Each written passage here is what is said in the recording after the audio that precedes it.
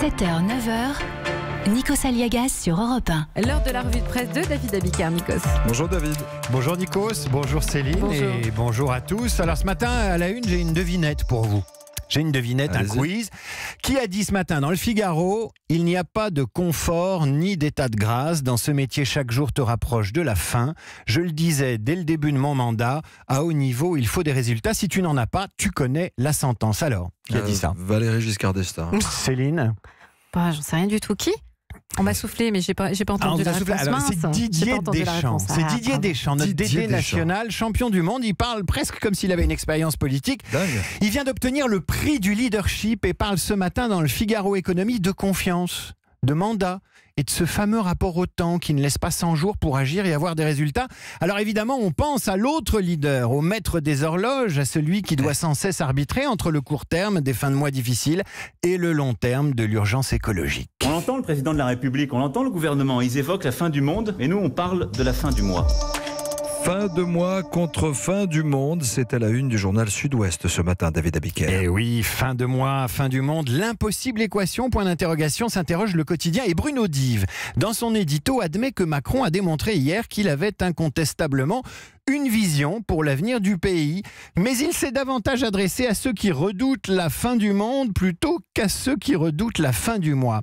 Et si vous lisez la presse ce matin, il n'est question que de fin de mois difficiles. Dans le Télégramme et dans Centre Presse, c'est le journal de l'Aveyron, vous avez ces retraités qui vendent leurs biens pour payer leur maison de retraite. Selon le ministère des Solidarités et de la Santé, un tiers des personnes âgées sont contraintes de céder une partie de leur patrimoine pour s'offrir un hébergement et 45% envisagent de faire la même chose dans les années qui viennent. Ça, c'est un sujet de fin de mois qui annonce un problème de long terme, pointé dans l'étude. En 2050, la France comptera 5 millions de plus de 85 ans contre 1,5 million aujourd'hui.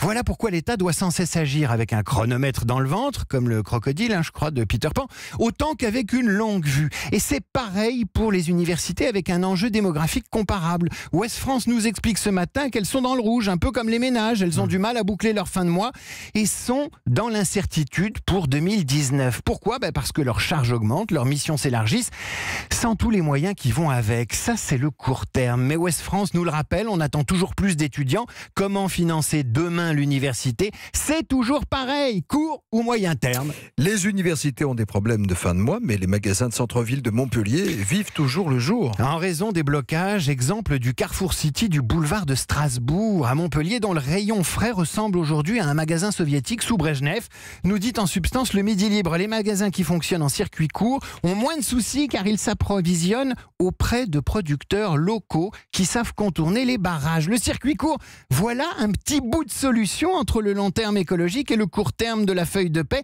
car dans la presse de ce matin, on trouve aussi des solutions immédiates qui préparent un peu l'avenir. Ainsi, face à la colère des Gilets jaunes, la communauté d'agglomération du Grand Calais vient d'annoncer la gratuité des transports en 2020. C'est un sujet à la mode, la gratuité des transports. C'est la une de Nord Littoral. Partout en France, vous avez des gens qui essaient de résoudre l'équation fin de mois, fin du monde. Exemple à la une de l'Éclair des Pyrénées. Les chercheurs de l'Université de Pau surveillent les lacs des Pyrénées et leur sensibilité aux variations du climat. Et ils associent le public à leurs observations, précise l'Éclair des Pyrénées. Alors qui vous dit que dans ce public qui s'intéresse aux lacs et au réchauffement climatique, vous n'avez pas des gilets jaunes qui sont tout à fait capables de penser aujourd'hui tout en s'inquiétant de demain. Voilà pourquoi je vous conseille de lire ce matin dans Libération le papier du géographe Guy Burgel. Ça s'appelle « Les fins de mois difficiles avant la fin du monde ».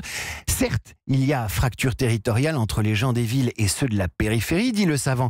Mais il y a aussi une fracture de conception entre ceux dont le niveau de vie leur permet de penser à l'avenir quand les autres ont le nez dans le guidon ou le volant à cause des fins de mois. Ces gens-là n'ont pas le même calendrier. Et justement, un calendrier qui pourra peut-être réconcilier tout le monde en France. Il fait ce matin la une de Sud-Ouest. C'est celui de Franck Lissilour. Il est facteur à Libourne et il pose à poil dans son calendrier avec 12 autres postiers. Il n'attend pas le réchauffement climatique. Il attend juste des sous pour aider les Blues Roses, une association qui récolte des dons pour améliorer le quotidien des enfants, des adultes hospitalisés et des personnes âgées en EHPAD. Voilà, pour réconcilier tous les calendriers, parfois, il suffit de se déshabiller. Déshabillez-moi, déshabillez-moi. Oui, mais pas tout de suite. pas trop vite. Vous savez toujours allier les mots, les images, l'actualité à cette mélodie qui va nous trotter dans la tête pendant toute la journée. Bah oui, mais la musique met en ordre nos peines, disait le philosophe. Juliette Gréco ce matin sur Europe 1, dans la revue de presse de David Abiker.